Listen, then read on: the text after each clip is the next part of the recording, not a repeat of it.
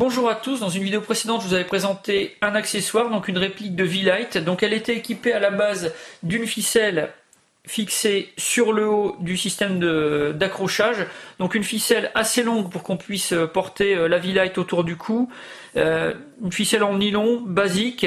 Le problème c'est que elle a tendance à s'effilocher énormément et à se prendre dans le velcro qui se trouve au dos de la plaque de fixation. Donc je l'ai démonté et je l'ai remplacé par une cordelette. Donc c'est une cordelette qui ressemble un peu à de la paracorde, environ 1,5 mm, 2 mm d'épaisseur. Donc j'ai fait une petite boucle, je l'ai fermé par un nœud chinois, je l'ai passé dans le trou de fixation et à partir de ce moment-là, le système est installé sur la V-Lite. Pour pouvoir porter l'accessoire autour du cou, je me suis fabriqué un petit tour de cou. Donc c'est quelque chose que vous allez pouvoir fabriquer très facilement. Pour ce qui est de la longueur, c'est à vous de voir suivant l'utilisation que vous voudrez en avoir. Donc ça peut servir aussi bien de dragonne pour un couteau que de laniard. Enfin vraiment très simple à faire et beaucoup d'utilisations différentes. Alors pour le fabriquer, moi j'ai utilisé 1,25 m de paracorde. J'ai utilisé également un petit joint en caoutchouc. Donc ça me permet de pouvoir réduire la taille si par exemple je veux pouvoir l'accrocher provisoirement au poignet, donc pour avoir quelque chose qui tient relativement bien. Et puis j'ai rajouté également donc un petit mousqueton. Donc là c'est un S-Binner de chez Nighties. Le mousqueton et puis le petit joint en caoutchouc, ce sont vraiment deux petites choses que j'ai rajoutées, mais qui ne vous seront peut-être pas forcément utiles.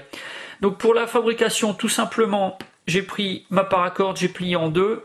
Ici j'ai fait un nœud chinois pour constituer une boucle, un anneau donc sur l'extrémité.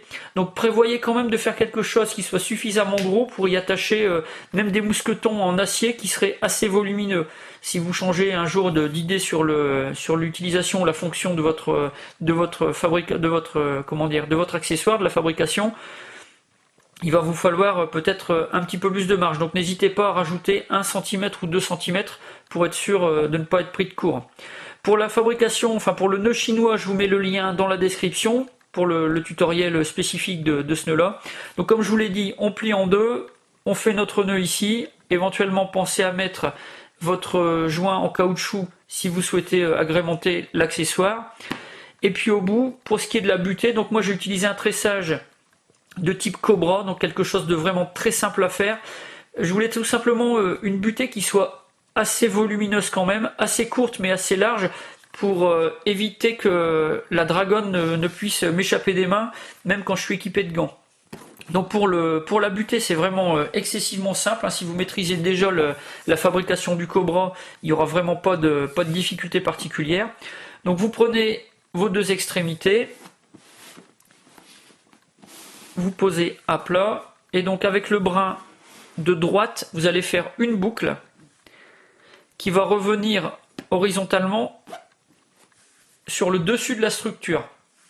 Donc le retour de votre boucle est au-dessus de la structure. Ensuite, on va prendre un peu plus de marge. Donc ensuite, vous prenez l'autre brin, vous le rabattez au-dessus du brin horizontal. Vous revenez sous la structure. Ensuite, vous allez passer dans la boucle en entrant par le dessous. Vous ressortez par le dessus et vous serrez. Donc là, quand vous serrez, faites attention parce que ce nœud est mobile. Donc automatiquement, vous allez réduire la taille de votre structure donc en bas. Donc soyez assez attentif là-dessus pour éviter de vous retrouver avec une construction qui serait disproportionnée ou qui ne conviendrait pas à l'utilisation que vous voulez avoir. Ensuite, on va prendre le brin de gauche et on va le ramener horizontalement au-dessus de la structure. On prend le brin de droite, on passe au-dessus du brin horizontal, ensuite sous la structure, et on va passer dans la boucle par le dessous pour ressortir au-dessus. À partir de là, vous resserrez, et donc là, votre nœud est verrouillé, là il n'est plus mobile, donc là il n'y a plus de souci par rapport à la taille de votre construction. Là, on va faire la dernière maille donc, du cobra. Donc, on prend le lien de droite, on le passe horizontalement au-dessus de la structure, on prend le brin de gauche, on le passe au-dessus du brin horizontal, sous la structure, et ensuite, on va passer dans la boucle en entrant par le dessous.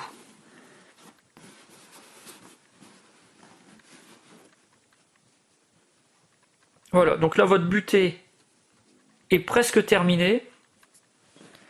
Donc vous avez 3 passages donc, qui vont être perpendiculaires à la structure principale, et puis vous avez d'un côté 2 boucles et de l'autre côté une boucle.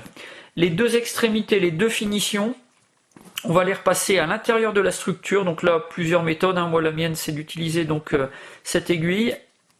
Donc on va passer de cette manière, sous les brins qui sont là, les 3.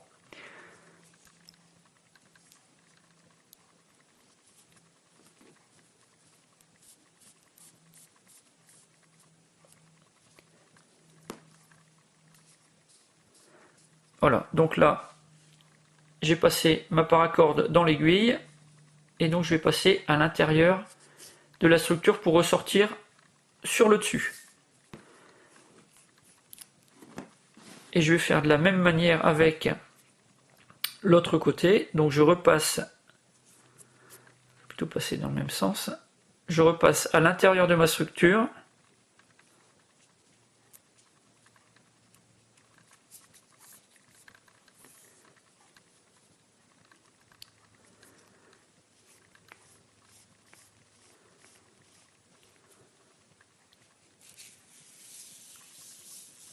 donc voilà, là les finitions sont passées dans la structure, et donc il n'y a pas de risque de pouvoir se dénouer. Là la butée normalement est bien constituée, il n'y a plus de soucis de démontage intempestif. Donc pour ce qui est de terminer complètement, donc là il va falloir couper juste ici.